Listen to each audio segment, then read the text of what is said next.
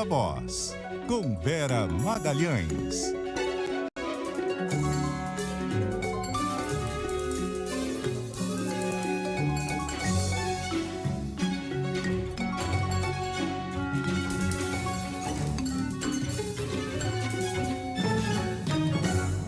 Olá, boa noite. São 6h02. Está no ar o Viva Voz, com a sua dose diária de informação, análise, bastidores das principais notícias do Brasil e do mundo. Boa noite para você, Carol Moran.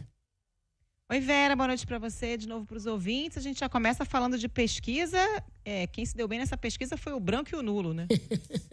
Pois é, uma pesquisa Datafolha que estava sendo muito aguardada, até porque na semana passada tinha havido um levantamento mostrando uma diferença muito grande entre Ricardo Nunes e Guilherme Boulos. Ontem saiu um levantamento da Quest com uma distância bem menor e hoje estava sendo visto como uma espécie de tiratema, embora a gente sempre diga aqui para o nosso ouvinte que não é possível você comparar pesquisas feitas por institutos diferentes, mas é o primeiro Datafolha desde o apagão da última sexta-feira, que persiste ainda em algumas regiões da região metropolitana e que virou o principal tema do segundo turno em São Paulo. Então, diante disso, Guilherme Muniz já está com a gente aqui no estúdio e vai dissecar esse Datafolha para a gente. Boa noite, Muniz. Boa noite, Vera. Boa noite, Carol. Pois é, como vocês estavam trazendo aí, esse novo levantamento do Datafolha mostra que o atual prefeito Ricardo Nunes, do MDB, perdeu 4 pontos nas intenções de voto, mas mantém ainda 18 pontos de vantagem sobre Guilherme Boulos, do PSOL. Então, os números são 51% para Ricardo Nunes, do MDB, 33% para Guilherme Boulos, do PSOL, e 14% dos eleitores dizendo que vão votar em branco, em nulo ou que nem vão votar, e 2% se dizendo aí indecisos. Então, como a Carol estava mencionando, né, esse levantamento está mostrando que teve um aumento, assim como teve uma queda de 4 pontos percentuais na intenção de voto de Nunes, teve um aumento de 4 pontos percentuais entre os eleitores que pretendem votar em branco, anular ou nem votar no final do mês, porque eram 10% na pesquisa anterior, 14% agora. E o índice de decisão do voto segue bastante alto, 86% dos entrevistados dizem que já estão convictos da escolha, e os eleitores que não estão convictos, eles têm como segunda opção exatamente o voto nulo ou branco. Então, a ver se pode também ter ainda um aumento nas próximas semanas. Entre quem escolhe Nunes, 45% dizem que vão votar nele com certeza, enquanto 20% dizem que talvez votem nele, e entre os eleitores de Boulos, 30% votam no deputado federal com certeza e 13% dizem que talvez votem nele. Além disso, 4 em cada 10 eleitores consideram o candidato que escolheram como o ideal, sendo que esse índice é maior entre os eleitores de Boulos do que de Nunes. Mas ainda 60% dos eleitores de São Paulo dizem que escolheram um dos candidatos porque faltam opções melhores, Vera. Ô Muniz, e como é que está a transferência de votos de outros políticos, hein? Carol, a pesquisa mostrou que o índice de eleitores que escolheram Pablo Marçal no primeiro turno e agora escolhem Nunes, esse índice diminuiu. Na semana passada eram 84%, agora está em 77%. Já a preferência dos eleitores de Marçal no primeiro turno por Boulos agora foi de 4% para 8%. Só que Guilherme Boulos ainda tem enfrentado dificuldades para conseguir angariar todo o apoio dos eleitores que escolheram Lula na última eleição presidencial. A pesquisa está mostrando que o atual prefeito Nunes conquista 26% dos eleitores de Lula em 2022, ainda que esse índice tenha recuado, de 31% para 26%. Enquanto isso, Boulos viu essa parcela do eleitorado subir de 63% para 65%, mas também houve uma oscilação aí de 3 pontos percentuais dos eleitores de Lula nas últimas eleições, que agora pretendem votar em branco ou então anular o voto. E quando a gente olha para os eleitores de Bolsonaro na última eleição, Nunes tem 83% dos votos, ainda que isso seja um recuo de 2 pontos percentuais dentro da margem de erro, e Boulos foi de 4 para 5 pontos, brancos e nulos aumentaram também de 9 para 13%. O Instituto também quis saber como vão votar os eleitores de Tarcísio de Freitas e de Fernando Haddad nas últimas eleições. Entre os eleitores do governador Tarcísio, o índice de apoio a Nunes oscilou de 83% para 81%, Boulos segue com os mesmos 7% desse eleitorado e aumentou também em 4 pontos percentuais, é uma oscilação positiva o índice de pessoas, dos eleitores de Tarcísio, que agora vão votar em branco ou anular. Boulos viu o apoio dos eleitores de Haddad nas últimas eleições oscilar negativamente, de 66% para 64%, e Nunes também perdeu 3 pontos nesse eleitorado, chegando a 26%. Isso tudo porque o índice de brancos e nulos de quem votou no Haddad foi de 3% para 8%. Carol. E a rejeição, porque parece ser um fator ainda muito importante. E aí você podia falar também como é que está a estratificação aí dos votos de cada um deles. Vamos lá, Vera, fechar esse pacote, porque existe uma expectativa, né? Se essa crise de falta de energia poderia abalar, aumentar a rejeição do atual prefeito. E isso não aconteceu. Pelo contrário, a rejeição de Nunes oscilou de 37% para 35%. Enquanto isso, Boulos segue como candidato mais rejeitado, ainda que ele também tenha tido uma oscilação de 2 pontos percentuais. Eram 58% de rejeição e agora 56% quando a gente analisa Boulos. O prefeito, agora falando dessas estratificações que você mencionou, Vera, o prefeito segue liderando em todos os estratos da pesquisa, mas ele tem empate técnico com Boulos entre o eleitorado com curso superior e também entre os jovens, de 16 a 24 anos. Sendo que nesse grupo teve uma mudança porque Boulos ultrapassou numericamente Nunes, agora está então ligeiramente à frente do atual prefeito.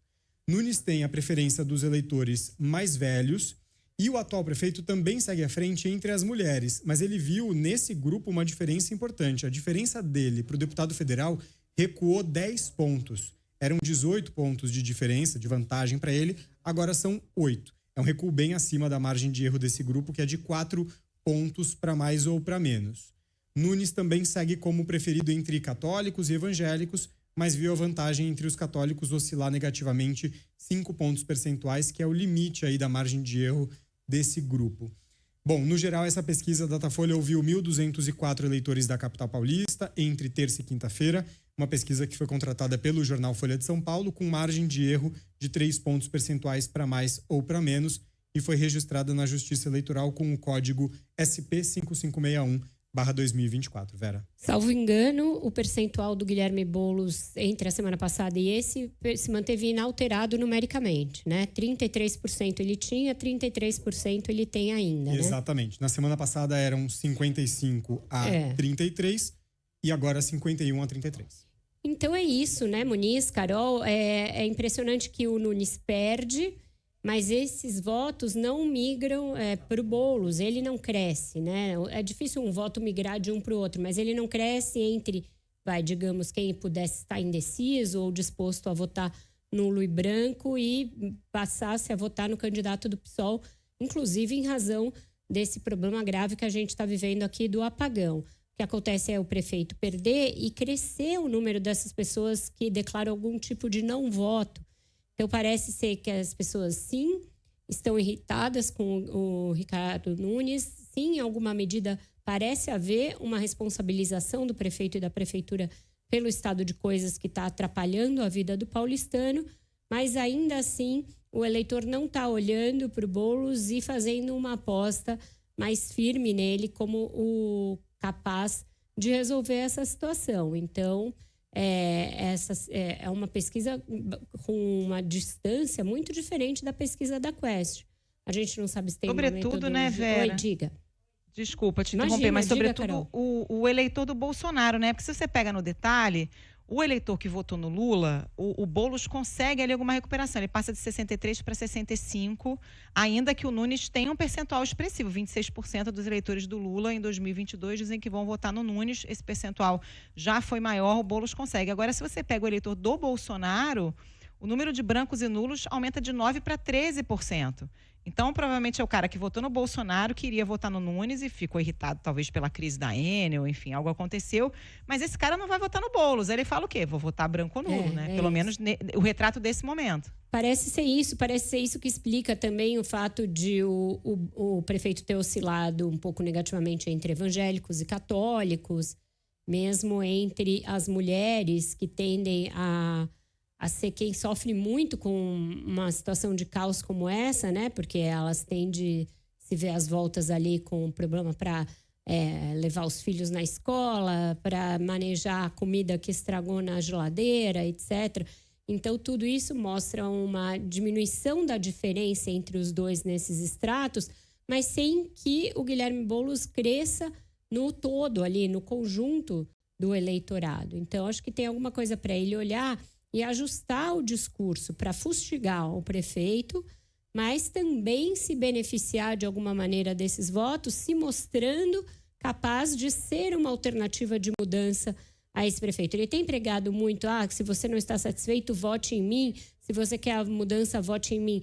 Mas ele parece ainda não ter conseguido entoar um discurso que faça mais pessoas, além desses 33%, acreditarem que ele é a mudança viável e possível diante de um estado de coisas com o qual elas muitas vezes não concordam em relação à prefeitura. Então, acho que esse é o principal desafio para ele. A gente vai falar ainda do dia dos dois candidatos, porque eu acho que esse desafio aparece muito aí no que as nossas repórteres vão trazer. Obrigada, Muniz, por hoje. E agora a gente aciona uma delas, porque a Malu Mois acompanhou o dia do Guilherme Boulos. Foi mais um debate que haveria hoje e ao qual o Ricardo Nunes, dessa vez de ultimíssima hora, decidiu não participar. E aí se transformou numa sabatina com o candidato do PSOL. Malu, conta pra gente sobre essa entrevista e sobre os próximos passos da campanha do Boulos. Boa noite para você.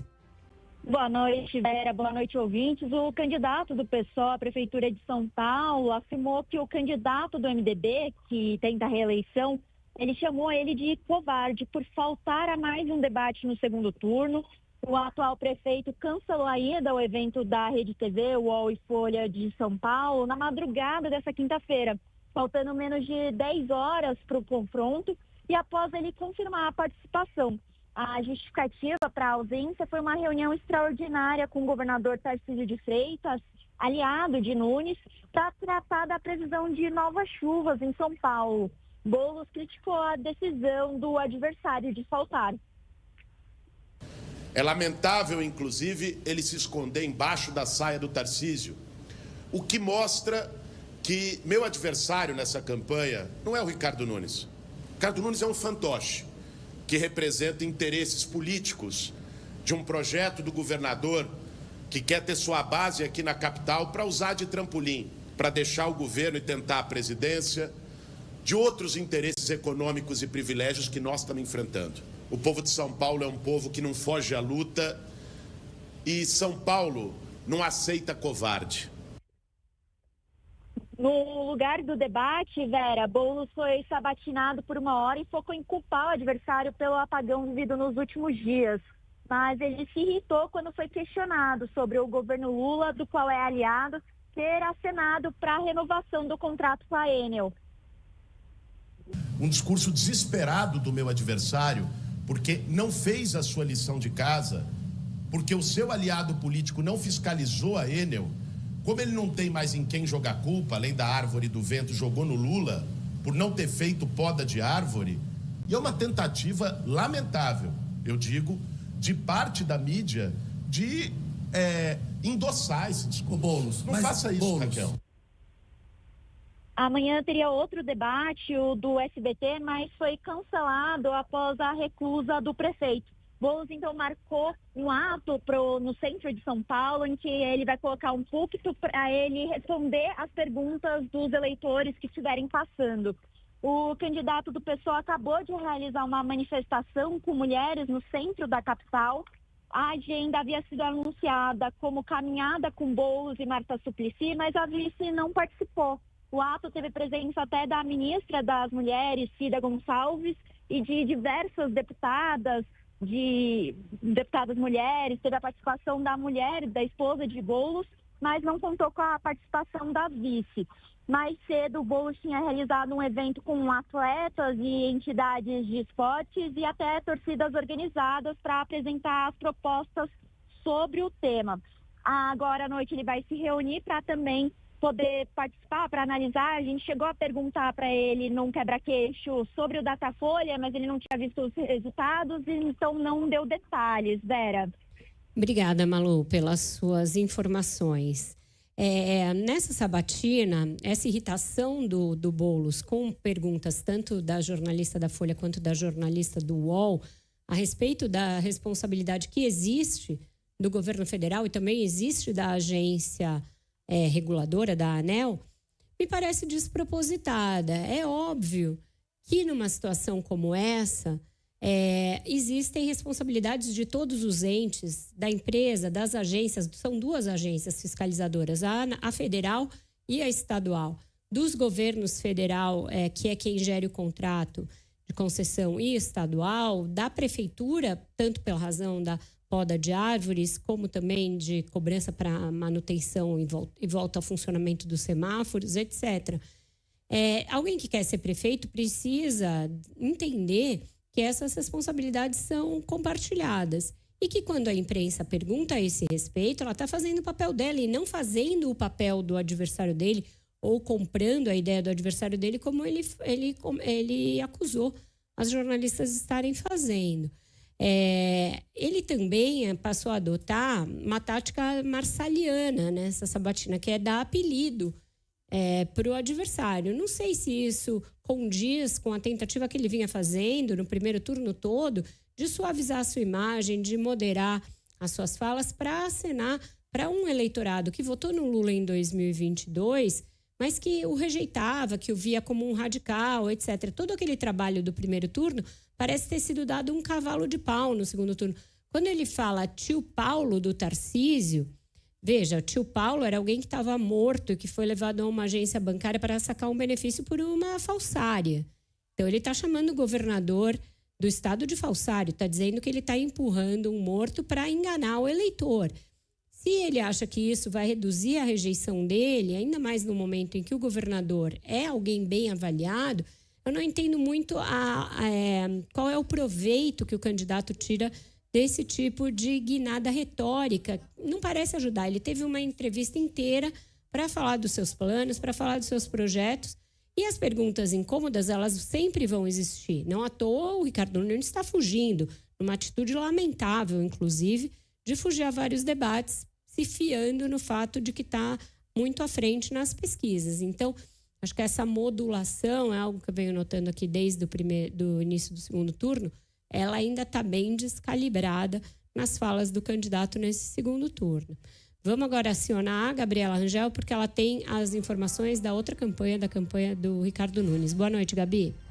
Boa noite, Vera. Boa noite, ouvintes. O prefeito Ricardo Nunes não compareceu a esse debate. Foi desmarcado na véspera, como a Malu bem relatou, porque ele participou no horário de uma reunião no Palácio dos Bandeirantes. Foi uma reunião extraordinária convocada pelo governador Tarcísio de Freitas nesta manhã. Foi um evento com portas fechadas, teve a presença também do presidente da ANEEL, a Agência Nacional de Energia Elétrica, também da concessionária Enel, de outras concessionárias que prestam serviço no estado de São Paulo, alguns prefeitos da região metropolitana, também órgãos de segurança e secretários de áreas relacionadas a questões que integram esse plano de ação que foi traçado, comandado aí pelo governo do estado. O governador e o prefeito, Ricardo Nunes, eles não falaram com a imprensa ao final do encontro, foram representantes da Defesa Civil e também da ACESP, a Agência Estadual de Fiscalização, que atenderam os jornalistas no final do encontro, mas depois, em entrevista à CBN, o prefeito disse que não tinha sentido faltar a uma reunião importante, como a que participou nessa manhã, para cumprir a agenda de campanha, no caso, o debate. Então, essa reunião, junto com o governador Tarcísio, com o presidente da Agência Nacional de Energia Elétrica, o Sandoval, que estavam lá, o presidente da Enel e os diretores da Enel, além de outros prefeitos, a Defesa Civil, era muito importante que eu estivesse lá. Não teria menor sentido eu ir fazer campanha eleitoral e, como prefeito, deixar uma reunião dessa magnitude, dessa importância, sem a minha presença. Nós estamos falando de milhões de pessoas que ficaram sem energia. Mas do ponto de vista da campanha, isso não traz prejuízo? Não, acho que causaria prejuízo se eu largasse a minha responsabilidade como prefeito diante de algo tão importante para ir para um debate. E nossa reportagem já registrou medidas anunciadas para fazer essa fiscalização das equipes da Enel nas ruas após o temporal que é esperado para esse fim de semana. E Nunes segue nessa linha de que ele, Tarcísio, por eles, o contrato deve ser rompido e que cabe ao governo do estado e à prefeitura fazer pressão política para que o governo federal e a ANEEL, a Agência Nacional, rompam esse contrato.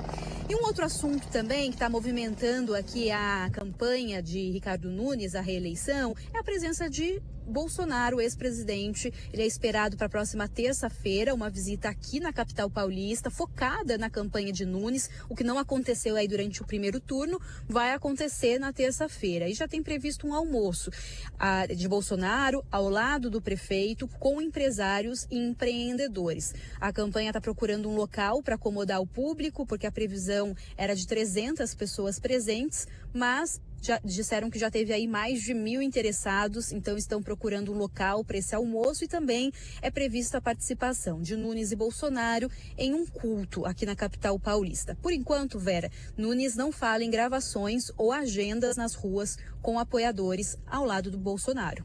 Vera. Obrigada, Gabi, pelas suas informações. Essa reunião poderia acontecer em qualquer outro horário, né, desde que ele combinasse com o governador Tarcísio, que ele já tinha se comprometido com um debate, faria a reunião antes ou depois do debate, mas acabou sendo uma desculpa bastante conveniente para ele não comparecer ao debate, algo que ele já vem buscando, ele já não esconde desde o início do segundo turno que não pretende ir a debates. E aí acabou sendo o seguinte: olha, eu estou sendo cobrado a dar respostas aqui para a crise do apagão e estou fazendo isso. Então, para ele, saiu um álibi bem interessante, Carol. E em relação à presença do Bolsonaro na campanha, veja que aos 45 do segundo tempo e já naquela prorrogação. Os pênaltis. Né, na prorrogação ali daquelas longas, que os juízes estão dando mais 10 minutos, mais 15 para cada jogo, porque semana que vem já é a última semana da campanha. Foi um apoio hesitante desde o início, que o candidato também, a princípio, hesitava em receber, depois ficou ávido por receber, e agora que parece estar em vantagem, já não faz mais tanta questão. Então, é o tipo de approach que nunca chegou a dar certo. Vamos ver se vai dar liga esse almoço aí e se isso vai fazer alguma diferença. Ele já tem a maioria do eleitorado bolsonarista, como a gente acabou de ver com o Guilherme Muniz. Não sei se vai poder fazer muita diferença essa presença do Bolsonaro. Nesse momento, parece interessar mais ao Bolsonaro que ao candidato. Porque assim ele passa uma aura de que ganhou do Lula em São Paulo, né? Quando a gente sabe que o filme da campanha não mostra isso. Não é graças ao Bolsonaro que o Ricardo Nunes vai ter vencido essa eleição, nem um pouco, inclusive. Passou aperto, passou perrengue no primeiro turno, foi ao segundo turno ali num olho mecânico em que 3 candidatos estavam bem empatados. E quem empenhou mesmo a própria biografia e ia ficar pendurado no pincel caso ele não fosse adiante, é o governador e não o Bolsonaro. É o que parece, né, Vera? Ele vai participar de um evento evangélico, então é um público ali bem direcionado. E depois esse almoço com 300 convidados, certamente a grande figura é o Tarcísio, que está ali alinhavando tudo isso. Claro, o Bolsonaro vai estar presente, mas todo mundo sabe que o grande padrinho nessa eleição do Nunes é o Tarcísio, né? Exatamente. Vamos para o intervalo, depois a gente faz o Repórter CBN e volta com a Renata Agostini falando ainda sobre esse rolo da Enel. CBN Ponto de Vista, com Renata Agostini.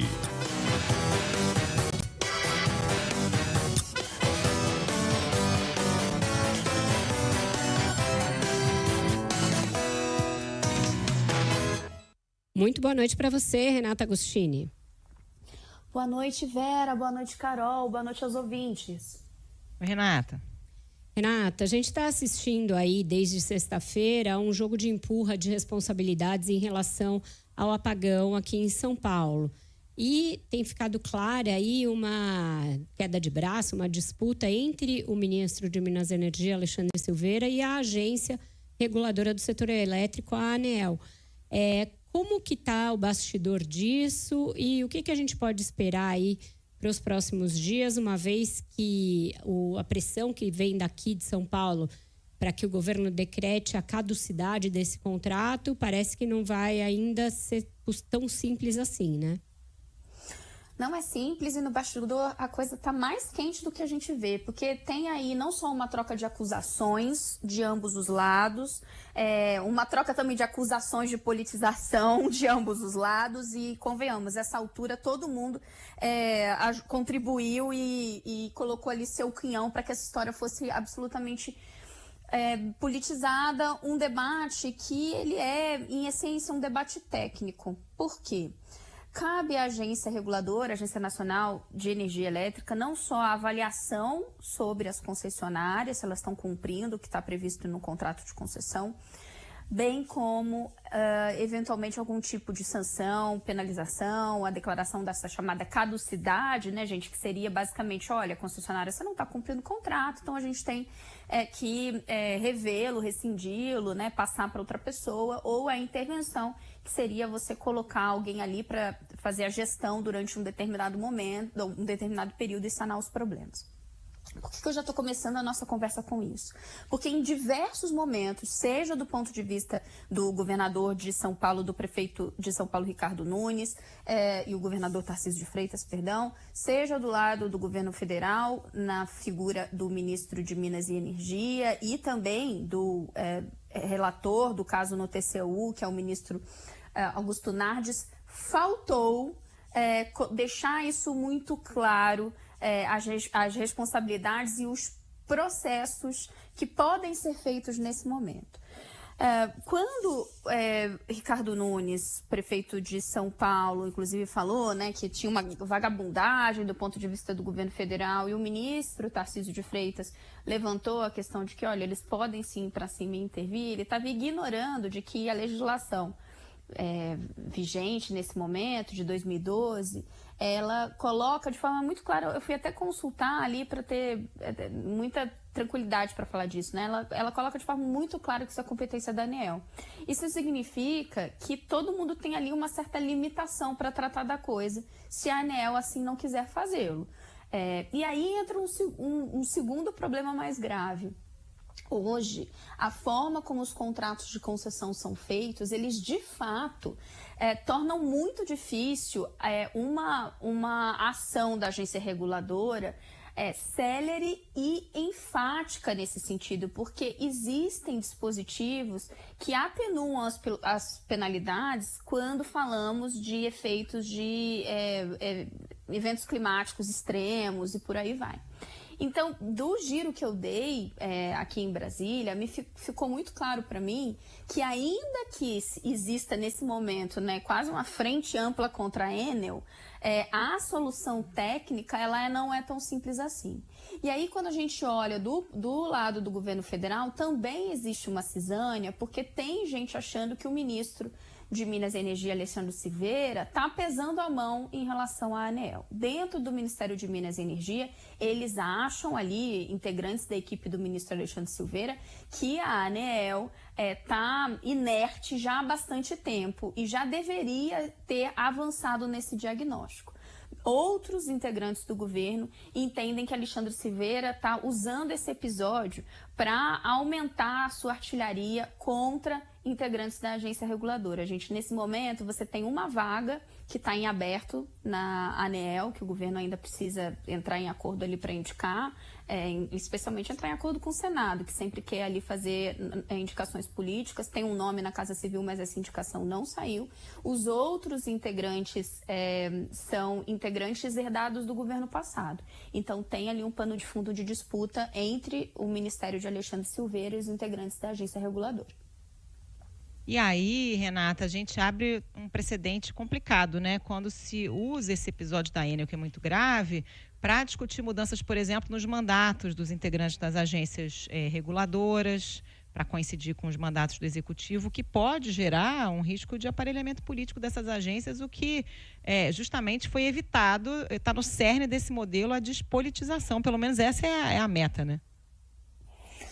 A reportagem hoje dos meus colegas do Jornal o Globo detalhou bastante esse movimento que o governo está fazendo, né, para olhar né, de uma forma diferente pelas agências, que sim, soa diversos alertas.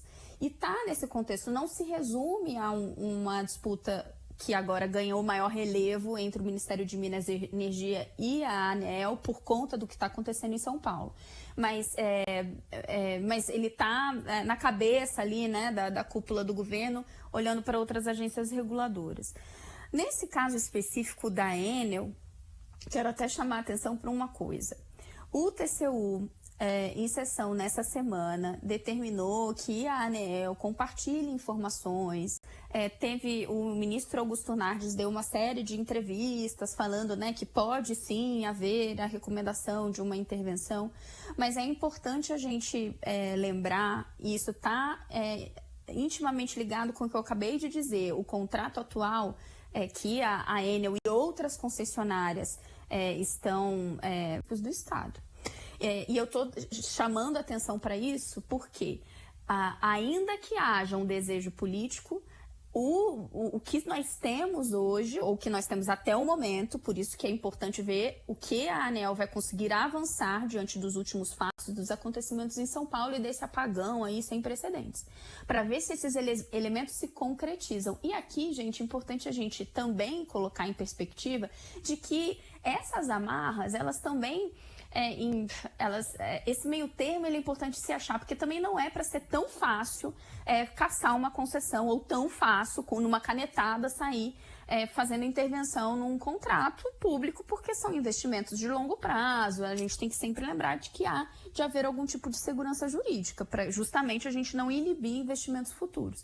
Esse tipo de meio termo me parece que é muito importante que a ANEEL esclareça e veja se é possível, num curto prazo, se chegar a isso. Das conversas que eu tive hoje aqui em Brasília, eu ouvi uma grande descrença nos caminhos postos. Primeiro, de que mesmo que se colocasse o interventor, a explicação que eu recebi o que ele vai poder fazer em 2, 3, 4 meses, se tiver um outro temporal, vai acabar vindo a mesma coisa. O governo federal, se tivesse que ele entrar com uma medida provisória, com um movimento mais amplo, ele teria que fazer ele teria que assumir aquela gestão por meio de uma estatal. Que estatal é essa se a Eletrobras foi privatizada? Nenhum caminho é tão simples assim. O que a ANEEL, se houver os elementos, pode fazer é chamar pessoas do mercado, colocar durante um tempo ali na Enel, considerando que se trata de um problema apenas de gestão. Mas os dados vão precisar mostrar isso. Como isso tudo para dizer o seguinte: olha o tamanho da importância do trabalho da agência reguladora. O governo não contribui quando coloca a nuvem ali sobre um trabalho que tem de ser técnico e usa esse momento para poder mexer com as estruturas da agência reguladora de uma forma mais ampla. Ótimo, obrigada pelos seus comentários de hoje, Renata. Até semana que vem, de novo no Ponto de Vista. Obrigada, Vera, Carol, os ouvintes. Até semana que vem. Beijo, Renata. É isso, Carol. Nada é muito simples, caminhos todos interditados e o paulistano e os paulistas da região metropolitana torcendo para não chover de novo, porque vai dar problema de novo se chover. Vamos para um rápido intervalo, voltamos já com o encerramento do Viva Voz. Estamos de volta com o Viva Voz e vamos agora fazer um giro pelas eleições em outras capitais que têm disputas bastante acirradas. Começando com Curitiba, a gente tem falado pouco da capital do Paraná aqui no quadro e lá acontece um dos segundos turnos mais disputados. Quem traz as informações para a gente agora é a Joyce Carvalho da CBN Curitiba. Boa noite para você, Joyce. Boa noite, Vera. Boa noite a todos. Realmente uma palavra definir bem esse disputado, viu? Porque o resultado no primeiro turno foi assim, aliás, foi surpreendente, nem mesmo as coordenações de campanha e nem mesmo o eleitorado imaginava uma disputa tão apertada. Eduardo Pimentel, do PSD, atual vice-prefeito da cidade, terminou o primeiro turno com 33,51% dos votos válidos e Cristina Grêmio, do PMB, o Partido da Mulher Brasileira, com 31,17% dos votos válidos. A diferença foi de nem mesmo 20 mil votos entre os dois, que então disputam o segundo turno aqui em Curitiba, agora no dia 27 de outubro. E esse resultado surpreendeu porque a maior parte da campanha no primeiro turno foi bem morna por aqui, diferente, por exemplo, de São Paulo. Mas, na última semana, houve um crescimento expressivo da Cristina Grêmio, que é jornalista. Ela representa o movimento da direita conservadora, ela fala que é conservadora, defensora dos valores familiares, fala que na economia ela é liberal. Ela trabalhou aqui em Curitiba por muito tempo, em uma TV, por mais de 20 anos, e depois foi ser comentarista, inclusive comentarista, mas na área política, nos últimos anos em portais, e também aqui ligados a Curitiba. E a ascensão dela no início da campanha, na primeira pesquisa Quest, por exemplo, ela aparecia só com 5% das indicações de voto, né, das intenções de voto. E ela foi crescendo ao longo da campanha, especialmente nos 10 dias que antecederam o primeiro turno. E, efetivamente, no dia da votação, então isso se mostrou muito equilibrado, como esse resultado que eu trouxe agora há pouco.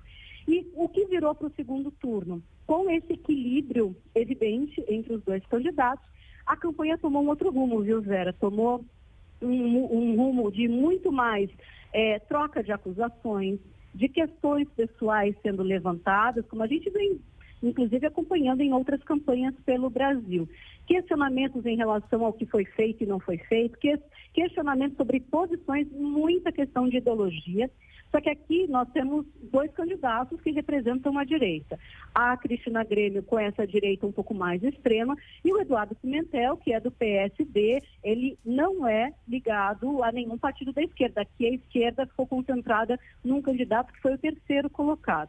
E isso também vem permeando essas discussões de, entre aspas, quem é, afinal, o representante da direita aqui em Curitiba. Então, a Cristina Grêmio coloca que, como o PSD está no governo do Lula, então o Eduardo Pimentel aqui em Curitiba seria um representante da esquerda. O Eduardo Pimentel salienta essa questão da direita, e um personagem que aqui em Curitiba ganhou força nessa queda de braço por aqui foi o ex-presidente Jair Bolsonaro. Porque o Eduardo Pimentel, atual vice-prefeito, o candidato a vice-prefeito dele é o Paulo Martins, do PL. Ele foi feito, então, foi feita essa coligação com a tutela, a coordenação do governador do Paraná, Ratinho Júnior, que é do PSD também. E com isso se criaram, né, ficaram esses dois blocos de direita. Mas essa disputa entrou para ver quem é mais da direita, viu, Vera? Agora, então, ninguém está acenando ao eleitorado de centro ou de esquerda. Estão só subindo o sarrafo para ver quem é mais de direita. E o que esse eleitorado vai fazer? As pesquisas dão alguma pista desse eleitorado mais à esquerda, o que vai fazer? A disputa agora é justamente pelos votos do terceiro candidato, o terceiro colocado, melhor dizendo, que foi o Luciano Dutti, deputado federal, que é do PSB, e aqui fez uma coligação com o PDT e também com a federação, que inclui PV, PT e PCdoB. Então, tem esses votos que estão sendo disputados. Além disso, muita abstenção aqui em Curitiba e também votos nulos e brancos, viu, Vera? A abstenção nas urnas aqui, 27%, e a quantidade de votos nulos e brancos, quase 10%. A gente fez aqui, inclusive, na CBN Curitiba, um cálculo que cerca de 40% dos curitibanos não votaram no primeiro turno, entre justamente abstenção e votos nulos e brancos, né? Não escolheu, assim, um candidato efetivamente, né? Então, tem essa disputa, é esse percentual que está sendo disputado. O do Luciano Dutti, terceiro colocado, e também esses que não foram votar, e os brancos e os nulos. É esse o contexto que está migrando. A tendência é justamente a Cristina Grêmio, segundo últimas pesquisas aqui regionais, avançar nesse voto branco e nulo, haver uma migração para ela, e os demais, então, candidatos que obtiveram votos, esses eleitores que apostaram em outros candidatos no primeiro turno e com o Eduardo Pimentel. A gente aqui no Paraná vai ter só a pesquisa Quest, aqui não está sendo feita dessa folha, e a pesquisa Quest sai só no sábado, agora dia 19. Vai ser a única pesquisa Quest deste segundo turno, já uma semana das eleições. Vera?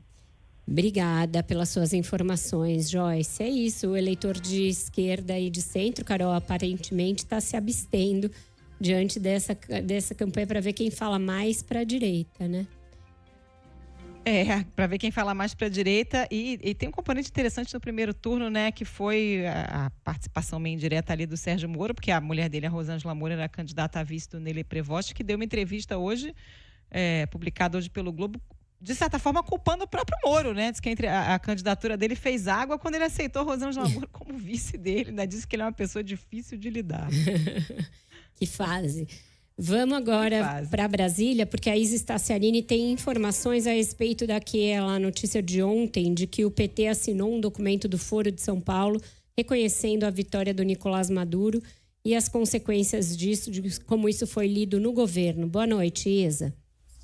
Pois é, Vera, fato é que reagiu muito mal, né? Muito boa noite, aliás, a você, a Carol, a todo mundo que nos acompanham. Inclusive, lideranças mais tradicionais do PT, digamos assim, reagiram de forma muito negativa à assinatura do partido em um documento que reconhece a vitória de Nicolás Maduro nas eleições venezuelanas que ocorreram em julho. Gerou um mal-estar, causou um desconforto. Lembrando que até agora o governo brasileiro não tinha chancelado, mas também nunca descartou a vitória do chavista. O que Lula sempre cobrou foi a divulgação das atas para que o Brasil pudesse reconhecer o resultado eleitoral. Mas o PT, fato é, que assinou uma resolução do Foro de São Paulo, documento que foi elaborado em uma reunião no México no fim de setembro, junto de movimentos de esquerda que estavam lá no México para a posse da primeira presidente mulher eleita do México, a Cláudia Sheinbaum. A posição do partido de Lula, o PT, causou incômodo, inclusive nos correligionários. O deputado Reginaldo Lopes escreveu nas redes sociais que a posição do partido sobre a Venezuela é desconectada com o que pensa Lula e a grande maioria dos simpatizantes do PT. Ele afirma que o partido é conectado com a democracia, mas me falou que a posição a favor de Maduro gera, sim, um constrangimento para toda a América Latina. Democracia é um valor da esquerda. Portanto, qualquer país que não respeita a soberania popular do voto não deve receber apoio de nenhum partido de esquerda. Portanto, o nosso Partido dos Trabalhadores defende a plena democracia e lutamos para que a América Latina tenha bons governos populares verdadeiramente democráticos. Hoje, a postura de Maduro e Ortega é um constrangimento enorme para as esquerdas democráticas. Eu conversei, Vera, inclusive com um dos caciques mais tradicionais do PT, o Tarso Genro, que foi ex-presidente do partido, ex-ministro do presidente Lula em governos anteriores. E o que ele me explicou é que setores mais tradicionais da esquerda ainda entendem que só há dois lados, como na Guerra Fria, onde existia o lado soviético e o norte-americano. Ele, porém, afirmou que existe hoje uma guerra multipolar, global, extensiva, nas palavras dele, nessa entrevista, com uma constelação de interesses no cenário político mundial, o que ele chamou de constelação de conflitos, e afirmou que a posição do PT em assinar esse manifesto foi muito errada. Está errada esta posição. Está errada porque eu posso ser contra o governo de Israel, contra o genocídio que o governo de Israel está cometendo, e posso não ser a favor do Hamas, que corresponde a outros interesses nessa disputa global. Eu acho que isso aí, portanto, tem que ser examinado com mais cuidado. Eu não sou a favor do governo Maduro, acho que é um governo autoritário, que está tomando medidas autoritárias para proteger a sua derrota. E, na verdade, acho que a oposição é uma oposição golpista liderada pela extrema-direita. Então, nós não podemos entrar de maneira irresponsável num debate como esse, dizendo que o Maduro tem razão, que ele foi eleito. Todo mundo sabe que ele não foi eleito. E todo mundo sabe também que, tanto a oposição como o governo, tentaram manipular os resultados eleitorais na Venezuela. Inclusive, Vera, um molinho, eu procurei outros parlamentares do PT que até chegaram a conversar comigo sem gravar, mas afirmam, inclusive, preferir ficar longe desta polêmica.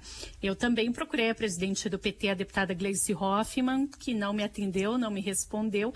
Fato é que no fim de julho o PT já tinha divulgado uma nota em que legitimava a vitória de Maduro e dizia que o processo eleitoral foi uma jornada pacífica, democrática e soberana, mas países da América Latina, como Brasil e Colômbia, chegaram a divulgar notas em que cobraram a divulgação dos resultados eleitorais que nunca foram divulgados, Vera.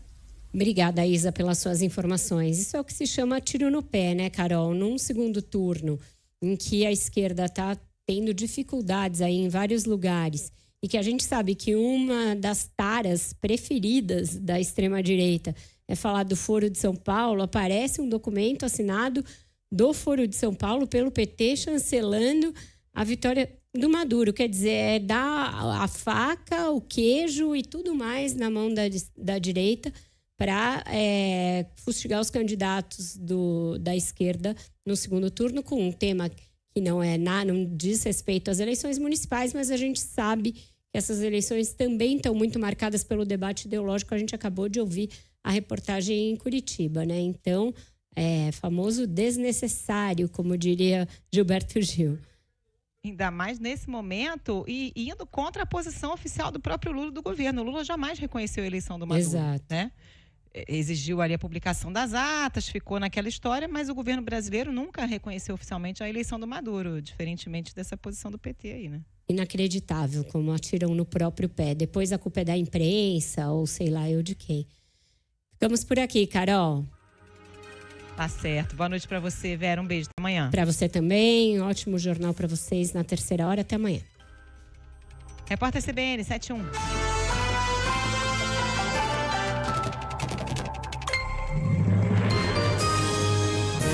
Repórter CBN.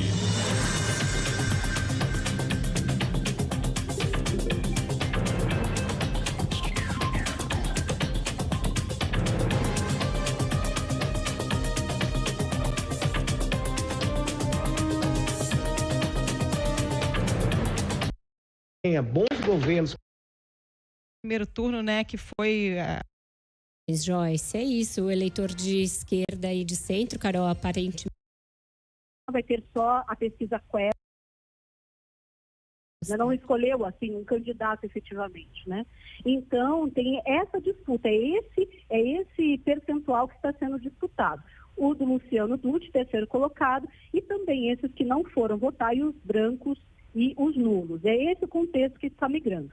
A tendência é justamente a Cristina Grêmio, segundo últimas pesquisas aqui regionais, avançar nesse voto branco e nulo, haver uma migração para ela, e os demais, então, candidatos que obtiveram votos, esses eleitores que apostaram em outros candidatos no primeiro turno e com Eduardo Pimentel. A gente aqui no Paraná vai ter só a pesquisa Quest, aqui não está sendo feita dessa folha, e a pesquisa Quest sai só no sábado, agora dia 19. Vai ser a única pesquisa Quest deste segundo turno, já uma semana das eleições. Vera. Obrigada pelas suas informações, Joyce. É isso, o eleitor de esquerda e de centro, Carol, aparentemente está se abstendo diante dessa campanha para ver quem fala mais para a direita, né? Para ver quem fala mais para a direita. E tem um componente interessante no primeiro turno, né? Que foi a participação meio indireta ali do Sérgio Moro, porque a mulher dele, a Rosângela Moura, era candidata a vice do Nele Prevost, que deu uma entrevista hoje, publicada hoje pelo Globo, de certa forma culpando o próprio Moro, né? Diz que a candidatura dele fez água quando ele aceitou a Rosângela Moura como vice dele, né? Disse que ele é uma pessoa difícil de lidar. Que fase. Vamos agora para Brasília, porque a Isa Staciarini tem informações a respeito daquela notícia de ontem, de que o PT assinou um documento do Foro de São Paulo reconhecendo a vitória do Nicolás Maduro e as consequências disso, de como isso foi lido no governo. Boa noite, Isa. Pois é, Vera, fato é que reagiu muito mal, né? Muito boa noite, aliás, a você, a Carol, a todo mundo que nos acompanham. Inclusive, lideranças mais tradicionais do PT, digamos assim, reagiram de forma muito negativa à assinatura do partido em um documento que reconhece a vitória de Nicolás Maduro nas eleições venezuelanas que ocorreram em julho. Gerou um mal-estar, causou um desconforto. Lembrando que até agora o governo brasileiro não tinha chancelado, mas também nunca descartou a vitória do chavista. O que Lula sempre cobrou foi a divulgação das atas para que o Brasil pudesse reconhecer o resultado eleitoral. Mas o PT, fato é, que assinou uma resolução do Foro de São Paulo, documento que foi elaborado em uma reunião no México no fim de setembro, junto de movimentos de esquerda que estavam lá no México para a posse da primeira presidente mulher eleita do México, a Cláudia Sheinbaum. A posição do partido de Lula, o PT, causou incômodo, inclusive nos correligionários. O deputado Reginaldo Lopes escreveu nas redes sociais que a posição do partido sobre a Venezuela é desconectada com o que pensa Lula e a grande maioria dos simpatizantes do PT. Ele afirma que o partido é conectado com a democracia, mas me falou que a posição a favor de Maduro gera, sim, um constrangimento para toda a América Latina. Democracia é um valor da esquerda. Portanto, qualquer país que não respeita a soberania popular do voto não deve receber apoio de nenhum partido de esquerda. Portanto, o nosso Partido dos Trabalhadores defende a plena democracia e lutamos para que a América Latina tenha bons governos populares verdadeiramente democráticos. Hoje, a postura de Maduro e Ortega é um constrangimento enorme para as esquerdas democráticas. Eu conversei, Vera, inclusive com um dos caciques mais tradicionais do PT, o Tarso Genro, que foi ex-presidente do partido, ex-ministro do presidente Lula em governos anteriores. E o que ele me explicou é que setores mais tradicionais da esquerda ainda entendem que só há dois lados, como na Guerra Fria, onde existia o lado soviético e o norte-americano. Ele, porém, afirmou que existe hoje uma guerra multipolar, global, extensiva, nas palavras dele, nessa entrevista, com uma constelação de interesses no cenário político mundial, o que ele chamou de constelação de conflitos, e afirmou que a posição do PT em assinar esse manifesto foi muito errada. Está errada esta posição. Está errada porque eu posso ser contra o governo de Israel, contra o genocídio que o governo de Israel está cometendo, e posso não ser a favor do Hamas, que corresponde a outros interesses nessa disputa global. Eu acho que isso aí, portanto, tem que ser examinado com mais cuidado. Eu não sou a favor do governo Maduro, acho que é um governo autoritário, que está tomando medidas autoritárias para proteger a sua derrota. E, na verdade, acho que a oposição é uma oposição golpista liderada pela extrema-direita. Então, nós não podemos entrar de maneira irresponsável num debate como esse, dizendo que o Maduro tem razão, que ele foi eleito. Todo mundo sabe que ele não foi eleito. E todo mundo sabe também que, tanto a oposição como o governo, tentaram manipular os resultados eleitorais na Venezuela. Inclusive, Vera, um molinho, eu procurei outros parlamentares do PT que até chegaram a conversar comigo sem gravar, mas afirmam, inclusive, preferir ficar longe desta polêmica. Eu também procurei a presidente do PT, a deputada Gleice Hoffmann, que não me atendeu, não me respondeu. Fato é que no fim de julho o PT já tinha divulgado uma nota em que legitimava a vitória de Maduro e dizia que o processo eleitoral foi uma jornada pacífica, democrática e soberana, mas países da América Latina, como Brasil e Colômbia, chegaram a divulgar notas em que cobraram a divulgação dos resultados eleitorais que nunca foram divulgados, Vera. Obrigada, Isa, pelas suas informações. Isso é o que se chama tiro no pé, né, Carol? Num segundo turno, em que a esquerda está tendo dificuldades aí em vários lugares, e que a gente sabe que uma das taras preferidas da extrema-direita é falar do Foro de São Paulo, aparece um documento assinado do Foro de São Paulo pelo PT chancelando a vitória do Maduro. Quer dizer, é dar a faca, o queijo e tudo mais na mão da direita para fustigar os candidatos da esquerda no segundo turno, com um tema que não diz respeito às eleições municipais, mas a gente sabe que essas eleições também estão muito marcadas pelo debate ideológico. A gente acabou de ouvir a reportagem em Curitiba, né? Então, famoso desnecessário, como diria Gilberto Gil. Ainda mais nesse momento e indo contra a posição oficial do próprio Lula do governo. O Lula jamais reconheceu a eleição do Maduro. Exato. Né? Exigiu ali a publicação das atas, ficou naquela história, mas o governo brasileiro nunca reconheceu oficialmente a eleição do Maduro, diferentemente dessa posição do PT aí, né? Inacreditável, como atiram no próprio pé. Depois a culpa é da imprensa ou sei lá eu de quem. Ficamos por aqui, Carol. Tá certo. Boa noite para você, Vera. Um beijo. Até amanhã. Para você também. Ótimo jornal para vocês na terceira hora. Até amanhã.